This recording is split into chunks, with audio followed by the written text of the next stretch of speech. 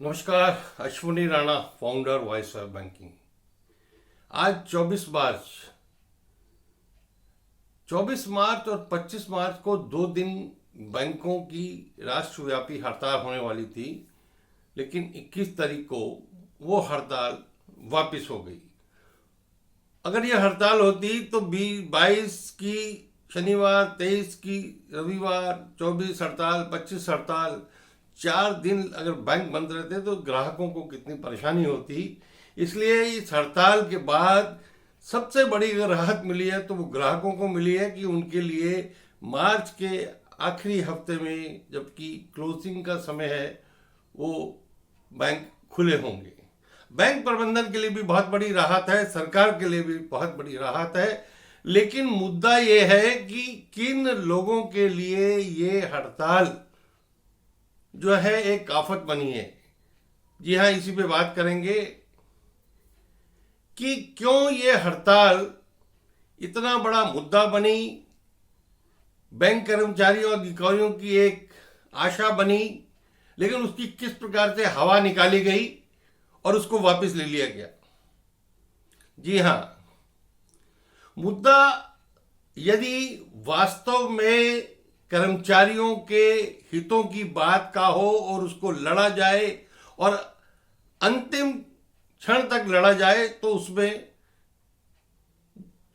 जो मेंबर्स हैं, जो सदस्य हैं, उनको भी लगता है कि हाँ, यूनियन हमारे मुद्दों के लिए लड़ रही है। लेकिन यहाँ तो पहले दिन से ही इम्प्लाइज को लग रहा था कि यह हड़ताल शायद होगी नहीं, लेकिन फिर उनको लगता था कि उनका सबसे जो प्रिय विषय आज 5 डे बैंकिंग, वो इस हड़ताल के बाद सॉल्व हो जाएगा।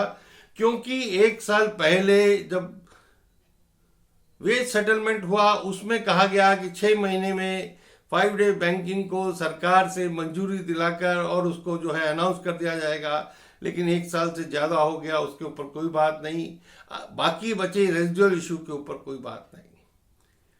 लेकिन मुद्दा यहीं समाप्त नहीं होता। मुद्दा जहां से शुरू होता है उसके ऊपर छोटी सी बात करेंगे कि क्यों यह हुआ।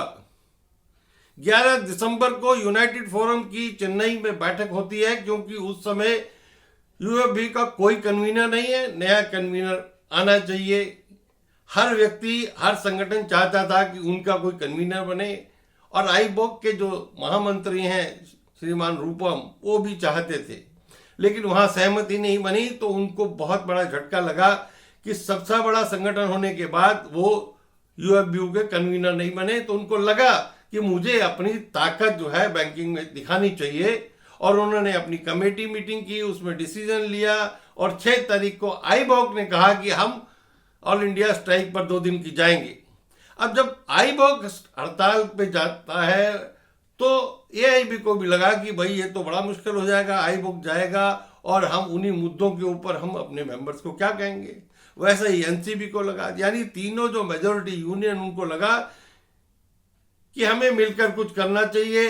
उनकी आपस में बातचीत होती है, बाकी यूनियंस को कंसल्ट किया जाता है कि इन मुद्दों पर 8-10 मुद्दों को लिस्ट आउट किया गया, 5 डे को सबसे ऊपर रखा गया और इस पे हम हड़ताल करेंगे। सहमति बनी और हड़ताल का नोटिस सर्व हो जाता है। 7 फरवरी से लेकर 24-25 तक का एजिटेशनल प्रोग्राम तय हो जाता है, ताकि सरकार पे दबाव बने, मैनेजमेंट पर बने, आईबीए पे बने। निश्चित रूप से स्ट्राइक नोटिस असर करना शुरू करती है, और जैसे ही स्ट्राइक नोटिस जाता है, जो चीफ लेबर कमिश्नर है वो कंसिलिएशन के लिए मीटिंग के लिए डेट 18 मार्च को रख देते हैं।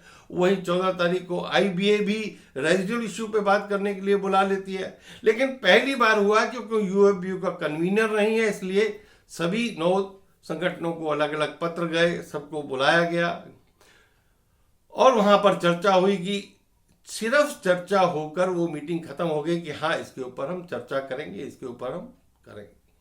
वैसे ही 18 तारीख को हुआ।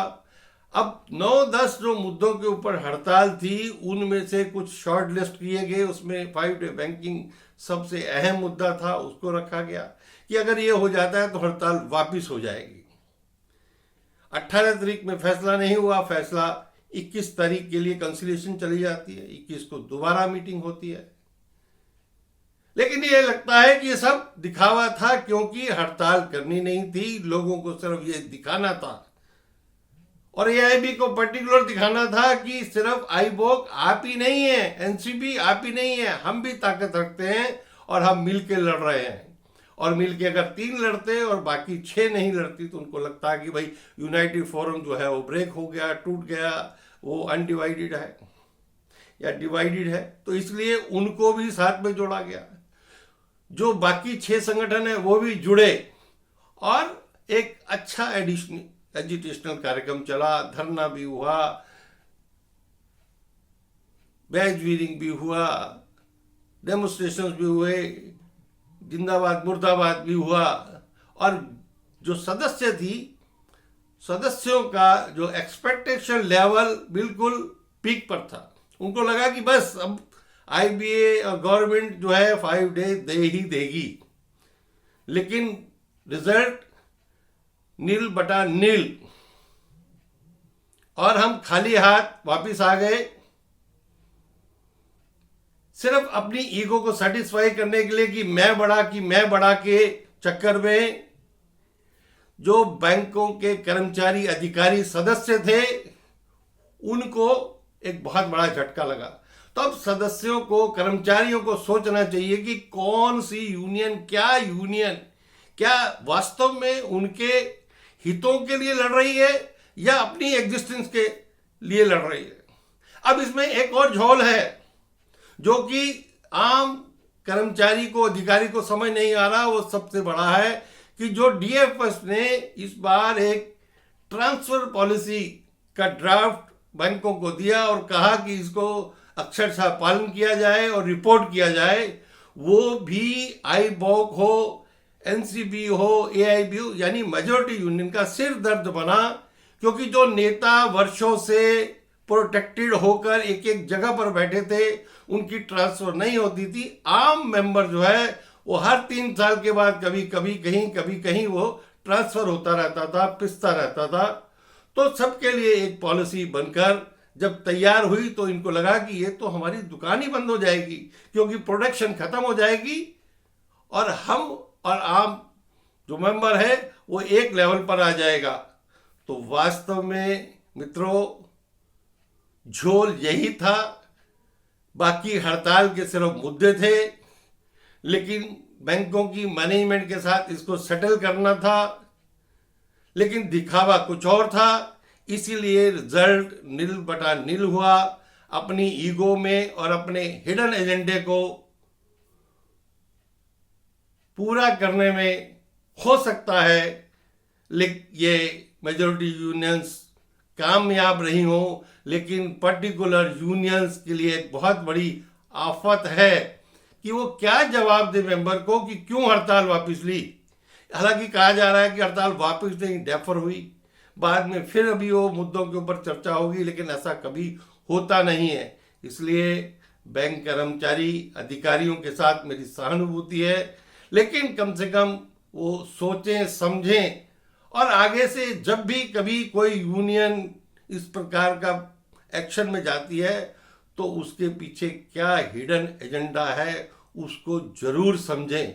नहीं तो वर्षों से ये लोग जो अपनी ईगो को सेटिस्फाई करने के लिए मेंबर्स को ताक पर लगाकर अपनी दुकान चला रहे हैं, उनकी दुकान चलती रहेगी और साधारण मेंबर जो है वो वैसे ही पिसता रहेगा।